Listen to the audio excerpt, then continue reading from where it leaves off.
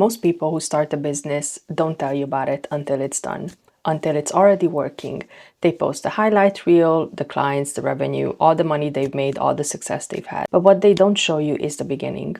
What they don't show you is the messy, uncertain, and slightly embarrassing beginning. So I'm going to show you mine. My name is Piroshka, and I have a background in employability, in recruitment, in operations, and I'm also finishing my master's degree in organizational and business psychology at University of Liverpool. I am building a consultancy called Organized Minds, focused on psychological well-being at work, how organizations function, and why so many of them are losing their best people and not understanding why. This channel is not a polished success story. It's a real-time record of what it actually takes to build something from nothing. No funding, no existing client base, and no safety net. It's just my previous experience and my determination to make this my full-time income. But I want to be straight with you of why I'm starting this right now and in this way. This isn't just about passion. I have finished my previous job as I've accepted a new offer. That's amazing, right?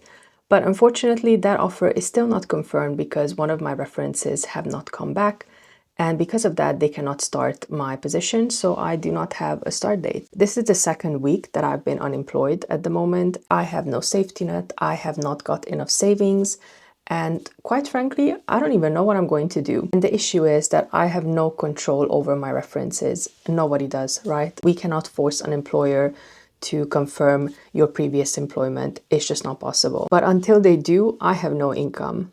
And my salary is currently dependent on a stranger doing a task. So that is the moment something clicked. I have built my financial security entirely over other people's actions. A manager responding to an email, a company processing paperwork, and a system that was never designed with me in mind. Because if it's my own business, at least I have someone to blame. At least I can blame myself in saying that I have not done enough to get those clients, to get the revenue, to chase everyone who's missing with payments. It will be only me to blame because I haven't done enough to earn my income. But at the moment, that's not the case. But quite strangely, this is the most empowering I've felt in a very long time. It is also the most terrifying that I've felt in a long time because now I'm going online. The fear of being online. There's something that I want to address early because if you've ever considered putting yourself out there professionally, you'll recognize this. I've been sitting on ideas for years. I've been so afraid to post on LinkedIn those ideas because that would have been the channel which could have generated me the income. That's where all the people are. I have all the research, I have all the insights and things that I genuinely find fascinating about how workplaces function. But I held back because I was worried it would look like I was commenting on my employer, that I'd get it wrong, that I say too much, and it would cause a problem I didn't intend. So instead of that, I started a newsletter, which felt like a safe option, and I named it Organized Minds. At that time,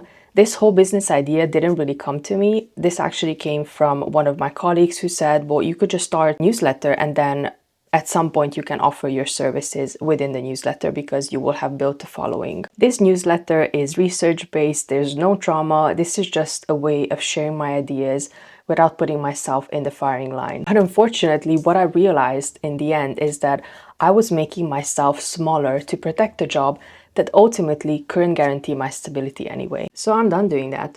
And this phrase, I'm sure a lot of content creators heard, the cost of success is being cringe at the beginning, until you're not anymore, and then everyone wants to know how you've done it. So you know what? I'm just gonna pay that cost early on. Now there's another thing I want to be honest about in what I'm actually trying to build right now. Building a consultancy is not easy. And this is the part where people might skip over. When I think about the subject knowledge, I already have that. I think that I know enough about organizational psychology. I have enough experience across 2 countries and several different organizations, and I can see the patterns. I understand organizational behavior and the practical experience in even recruitment and operations across multiple industries. But I also need to build something else along the side. English isn't my first language, and while I can hold a conversation, while I can speak every single day and I can implement it in my life, I am not used to speaking to CEOs and senior leaders. Being able to present your business in front of CEOs and senior leaders is a new skill entirely. You have to be really sure, you have to be assertive, you have to be 100% confident in what you're selling, and you have to be ready for all the single questions that they're going to ask. And not to bring up the whole gender thing, but women founders often find more difficulties in the beginning of pushback when they're trying to build their own brand. So on top of that, I will also have to deal with that. This will take practice, but you know what? But what have I got to lose? I already have all the knowledge.